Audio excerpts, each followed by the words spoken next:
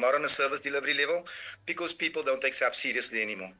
But off the subject of fake news and on the subject of real news, at Langleni Police District, the police station, the DPCI case, the case number 1/11/2024, 150 million rand drugs confiscated, the biggest bust in the country for years. SAPS didn't issue a statement. I mentioned it in the last meeting. No one brought it here. This is not going away. I'll tell you why SAPS never issued a statement. Because this news is never to be transmitted. Because the people implicated are connected, and this case is going to go away. We won't let it. Just so that you guys know. Now I want to move on to the issue of Brigadier Langweni, General Theo, and General Khan. 3 members of SAPS. 2 of them fired, one expeditiously, the other one by a fitness board. No disciplinary hearings afforded. General Khan, you attempted to fire him expeditiously. He took it to court. He won it in court, in the High Court, mind you. Probably at a cost of 500,000 rand to us taxpayers. You lost on the DC. The man was acquitted. Don't come to this meeting and tell us that the case has been finalized. Come here and tell us the truth. The man was acquitted. He was falsely accused. Falsely accused by whom, we want to know. Now, there was a criminal element to this case. Those people were never prosecuted. But you attempted to dismiss General Khan as if he was an accessory. The man was persecuted by members of SAPS, high-ranking members of SAPS that sit in this meeting. Members of this portfolio have made statements against Brigadier Langweni, General Theo, General Khan. And I have full faith in the justice system that the other 2 members will be brought back because they've been fired using the wrong method. Now I ask you a question, sir. Why was General Lushaba not dismissed in the same manner for the same thing as General Theo is accused of? Why is he being protected? Is he being protected because his signatures are all over the purchases of those hotels you were never supposed to buy? Because moving on to the issue of the hotels, SAPS has no right to buy. They can't buy buildings. They don't have it. But they're buying it anyway. But the NASCOM is sitting here acting as if it doesn't happen, Chairperson. Why has the NASCOM not taken action against people like General Lushaba that are buying properties without tax money, using Secret Service funds, which they should not be doing? I want to move on from there and say the 415 million rand that has been spent on the political killing stars team for 130 murders is disgraceful. And I'll tell you where the 415 million rand comes from. I'll tell you. Because the slide only gave us very, very scant information as to the spend. These people are being housed in 4- and 5-star hotels and lodges. The political killing stars team is nothing more than a terror group. Why is the murder of Magaka not being investigated by this team? I'll tell you why, Chairperson.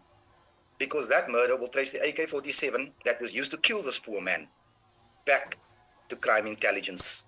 The weapon was bought with Secret Service money. So the political killing stars team, with all this money on their hands, with all this time, does not go and track the killing of a young black man that stood up to corruption in KZN. They nitpick their cases. Minister, we fully support your effort to disband the stars team in the face of the generals that are refusing to do it. Officer Dlamini was mentioned. It is very interesting, Chairperson, that in our interview with Sergeant Dlamini, he said that General Kumalo gave him an unlawful instruction which he refused to answer, which he refused to do. 2 weeks later, he was arrested for defeating the ends of justice.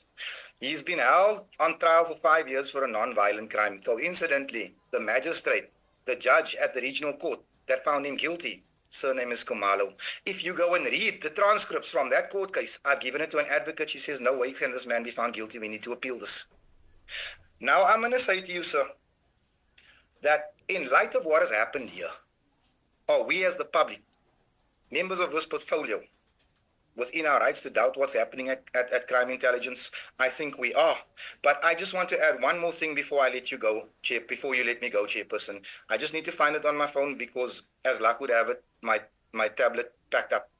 Well, there are 2 more things I want to say.